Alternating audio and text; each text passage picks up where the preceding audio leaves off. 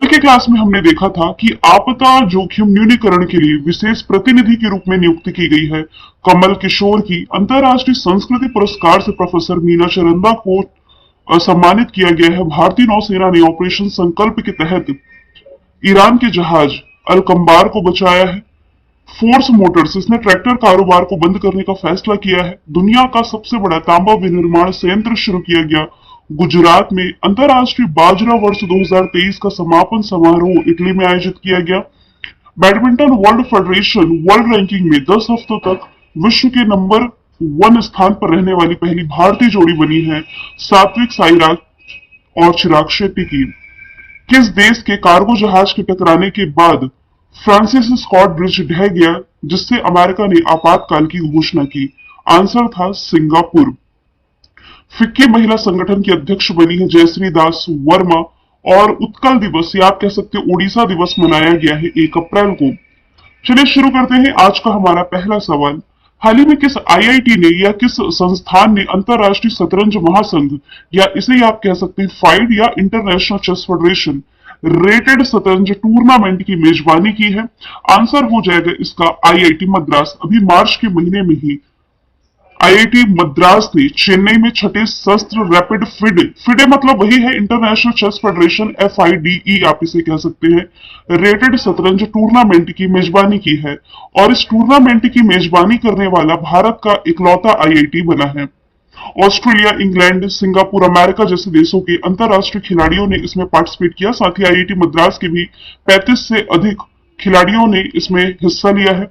प्रतिभागियों में 6 grand master भी शामिल हुए, 16 अंतरराष्ट्रीय मास्टर, 3 महिला ग्रैंड मास्टर और 1 महिला अंतरराष्ट्रीय मास्टर्स भी इसमें शामिल रही हैं।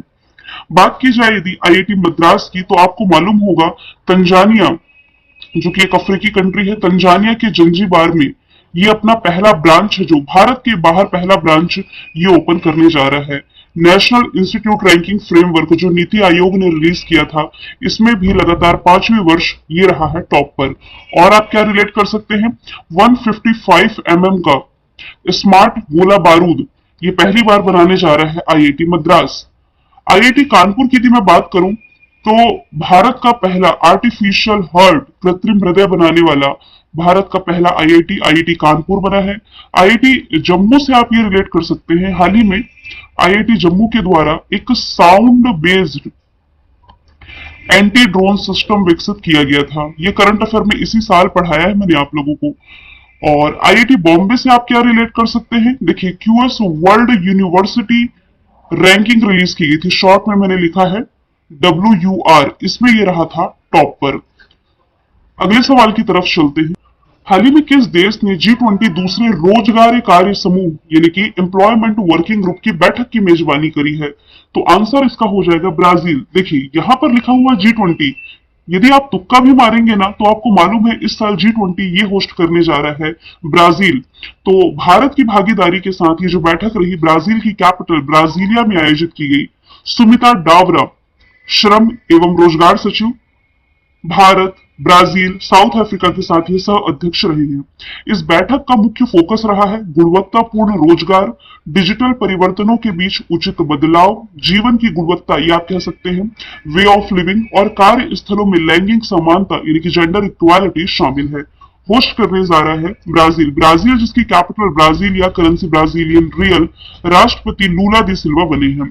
देखिए ब्राजील साउथ अमेरिकी कंट्री है और ये साउथ अमेरिका का सबसे बड़ा देश है। जब जब इसका डिस्कशन आया है कई बार मैंने बताया है कि ब्राजील साउथ अमेरिका का ऐसा देश है जो साउथ अमेरिका की बाकी सभी कंट्रीज के साथ सीमा साझा करता है मात्र 2 को छोड़ करके। पहली तो हो जाएगी इक्वाडोर, दूसरी यहां पर आप देख रहे हैं चिली जहां से आप एंडीज पर्वतमाला पड़ते हैं। तो चिली और इक्वाडोर इन 2 कंट्रीज से ये सीमा साझा नहीं करता है, बाकी सभी कंट्रीज से ये सीमा साझा करता है। यहीं पर आप अमेज़न के जंगल पड़ते हैं जिन्हें धरती का फेफड़ा कहा जाता है, एनाकोंडा यही पाया जाता है। आप ये भी कह सकते हैं कुछ दिन पहले ही करंट अफेयर में मैंने आप लोगों को बताया है कि भारत ने इसी साउथ अमेरिकन कंट्री ब्राजील के साथ 2+2 वार्ता का आयोजन किया। अब 2+2 वार्ता ये तो क्वाड कंट्रीज के साथ होती है। क्वाड कंट्रीज में आपका अमेरिका, जापान, भारत, ऑस्ट्रेलिया ये 4 शामिल है। लेकिन क्वाड कंट्री के अलावा पहली बार ये जो 2+2 वार्ता है ये यूके के साथ भी आयोजित की जा चुकी है और साउथ अमेरिकी कंट्री ब्राजील ने भी अभी ये आयोजित किया है। 2+2 वार्ता भारत की ब्राजील के साथ। अच्छा, यहाँ इवेंट और समिट की बात की ही जा रही है तो आप रिलेट कर सकते हैं फ्रांस अभी क्या होस्ट करने जा रहा है, ग्रीष्मकालीन ओलंपिक या इसे आप कह सकते हैं समर ओलंपिक 2024 का, फ्रीजियन कैप जिसका मस्कट है। रसिया इस साल होस्ट करेगा ब्रिक्स समिट, ब्रिक्स जिसमें की 5 कंट्री शामिल थी अब है 10। अजरबैजान इस साल होस्ट करने जा रहा है कोप 29, कॉन्फ्रेंस ऑफ पार्टीज 29 2024 की। अगला सवाल है, भारत का सबसे बड़ा कृषि अपशिष्ट आधारित जैव सीएनजी, सीएनजी मतलब कि कंप्रेस्ड नेचुरल गैस, इसका जो प्लांट है कहां स्थापित किया जा रहा है? यह आयोजित किया जा रहा है उत्तर प्रदेश में। ऑप्शन नंबर बी इसका राइट आंसर हो जाएगा। Adani total energy biomass limited ने श्री माताजी गौशाला जो कि कहा है मथुरा उत्तर प्रदेश में अपनी बरसाना बायोगैस योजना का पहला चरण है जो कि ये शुरू कर दिया है। बायो सीएनजी मीथेन गैस से उत्पन्न होती है और बायोगैस में मीथेन की मात्रा 90% से अधिक होती है, जिसका प्लांट स्थापित होने जा रहा है उत्तर प्रदेश में, जिसकी राजधानी लखनऊ, लखनऊ गोमती नदी के किनारे बसा हुआ है। रक्षा मंत्री राजनाथ सिंह जी का निर्वाचन क्षेत्र जहां उत्तर प्रदेश ने बंदरबन बनाए जाने की घोषणा की। मुख्यमंत्री योगी आदित्यनाथ है जिन्हें अभी हाल ही में भारत रत्न अम्बेडकर अवार्ड से नवाजा गया। राज्यपाल आनंदीबेन पटेल है। नेशनल पार्क में Dudhwa, Pilibhit, Amangarh, Ranipur wild life sanctuary, जो रानीपुर वाइल्ड लाइफ सेंचुरी है ये भारत का 53rd क्रम का टाइगर रिजर्व हो जाएगा। 54 है मध्य प्रदेश का रानी दुर्गावती टाइगर रिजर्व। बारहसिंगा राजकीय पशु है। राजकीय पक्षी में सारस है। लोकसभा सीटें भारत में सबसे ज्यादा उत्तर प्रदेश से ही आती है, 80। राज्यसभा सीटों की संख्या 31 है। देखिए, भारत में ना पीएम मित्र योजना के तहत 7 राज्यों के 7 शहर में मेगा पार्क बनने जा रहे हैं, जिसमें कि उत्तर प्रदेश में कहां बनेगा? लखनऊ हरदोई में। रानीपुर वाइल्ड लाइफ सेंचुरी के बारे में जस्ट मैंने बताया। केंद्र सरकार ने उत्तर प्रदेश के तराई हाथी रिजर्व को मंजूरी दी है। 24 जनवरी को यह राज्य अपना स्थापना दिवस मनाता है। गौ हत्या के खिलाफ ऑपरेशन कन्विक्शन की शुरुआत इसी के द्वारा की गई। और बंदर वन वाला जो करंट अफेयर है ये भी मैंने रिलेट कर दिया है। बात की जा रही है भारत के सबसे बड़े की, तो आप ये रिलेट कर सकते हैं भारत का सबसे बड़ा या दुनिया का सबसे बड़ा जो फ्लोटिंग सोलर प्लांट है ये नर्मदा नदी पर बनने जा रहा है। नर्मदा नदी ये मध्य प्रदेश से ही निकलती है। फ्लोटिंग यानी कि तैरता हुआ सोलर प्लांट खंडवा में। कर्नाटक से आप ये रिलेट कर सकते हैं भारत के साथ साथ दुनिया का सबसे लंबा रेलवे प्लेटफॉर्म इसी कर्नाटक की हुबली में बनकर के तैयार हुआ है, 1507 मीटर जिसकी लंबाई हो जाएगी। हरियाणा से आप रिलेट कर सकते हैं दुनिया का सबसे बड़ा सफारी पार्क कहां बनने जा रहा है? गुरुग्राम हरियाणा में। ये वही गुरुग्राम है जहां पर आप पढ़ते हैं इंटरनेशनल सोलर अलायंस का मुख्यालय। आगे चलते हैं। टाइम्स पावर आइकन अवार्ड 2024 किसके द्वारा जीता गया है? तो ये रिसेंटली जीत लिया है विजय जैन ने। ऑप्शन नंबर ए इसका राइट आंसर हो जाएगा। हाल ही में द टाइम्स ग्रुप के द्वारा नोएडा में आयोजित एक कार्यक्रम में स्टार स्टेट के जो एमडी है विजय जैन, इन्हें टाइम्स पावर आइकन 2024 पुरस्कार से सम्मानित किया गया है। बात की जाए यदि रतन टाटा जी की, तो देखिए महाराष्ट्र सरकार के द्वारा, मैं यहाँ एमएच लिख देती हूँ शॉर्ट में, महाराष्ट्र सरकार के द्वारा पहला उद्योग रत्न अवार्ड जिसे दिया गया है ये रतन टाटा जी ही हैं। असम सरकार के द्वारा प्रतिष्ठित असम वैभव अवार्ड से इन्हें नवाजा जा चुका है। इसके अलावा ऑस्ट्रेलिया का highest civilian honour order of Australia से नवाजे जा चुके हैं। इसके अलावा अभी हाल ही में PV Narasimha Rao memorial award भी रतन टाटा जी ने जीता है। गौतम अडानी की यदि मैं बात करूं, देखिए पुदुचेरी का एक करईकल पोर्ट है जिसका अधिग्रहण इन्होंने किया था और ये एग्जाम का पार्ट बना है। मुकेश अंबानी जी, ब्रांड गार्जियनशिप रिपोर्ट आई थी जिसमें कि दुनिया के टॉप सीईओज की लीडरशिप के मामले में भी लिस्ट जारी की गई थी जिसमें कि मुकेश अंबानी को दूसरे स्थान पर रखा गया था। अच्छा, टाइम की बात की जा रही है, एक अमेरिकी बिजनेस मैगजीन है, इसके द्वारा इसी साल ना athlete of the year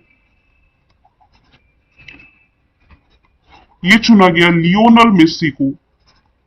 Argentina के प्रसिद्ध फुटबॉलर हैं। पर्सन ऑफ द ईयर ये चुनी गई है टेलर स्विफ्ट, अमेरिकी सिंगर है, प्रसिद्ध अमेरिकी सिंगर। हाल ही में किस राज्य के माताबरी पेरा प्रसाद और रिग्ने पचरा वस्त्र को जीआई टैग मिला?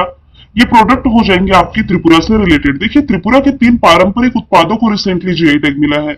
एक तो माताबरी पेरा प्रसाद है, रिगनी पचरा वस्त्र है, एक और मैं नाम मेंशन कर दूंगी, रीसा। रीसा जो है ये त्रिपुरी कला के लिए बहुत महत्व रखता है। बाकी दो की मैं बात करूं तो माताबरी पेरा प्रसाद ये त्रिपुरा के त्रिपुरेश्वरी मंदिर में परोसा जाने वाला मीठा प्रसाद है, और रिगनी पचरा टेक्सटाइल ये पारंपरिक हाथ से बुना हुआ परिधान यानी कि कपड़ा है। जीआई टैग देखिए किसी भी प्रोडक्ट को मिलता है तो उसे एक अंतरराष्ट्रीय पहचान मिल जाती है, लोगों में डिमांड बढ़ जाती है। पहली बार जीआई टैग जो है ये 2004 में दिया गया था, और किसे मिला था तो कई बार बता चुकी हूं मैं, आपको रट चुका होगा, ये थी दार्जिलिंग की चाय को। अब बात की जाए त्रिपुरा की राजधानी अगरतला, मुख्यमंत्री मणिक साहा, राज्यपाल एन इंद्र सेना रेड्डी, नेशनल पार्क में क्लाउडेड लेपर्ड नेशनल पार्क, ये सवाल आपके एमपीपीएससी प्रीलिम्स का पार्ट बन चुका है। 2021 में सवाल पूछा गया था। राजबाड़ी नेशनल पार्क भी यही हो जाएगा। असम का चोकुआ चावल जिसे जीआई टैग मिला, इसके अलावा कच्ची नींबू, नींबू बस लिख देती हूँ, खट्टे नींबू को जीआई टैग मिला। बिहार का मिर्चा चावल, मरचा चावल भी कह सकते हैं, मिथिला मखाना जिसे जीआई टैग मिला। नागालैंड का कोई प्रोडक्ट है जिसे जीआई टैग मिला, देखिए इसका एक मीठा खीरा है जिसे जीआई टैग मिला था, नागा खीरा भी कह सकते हैं।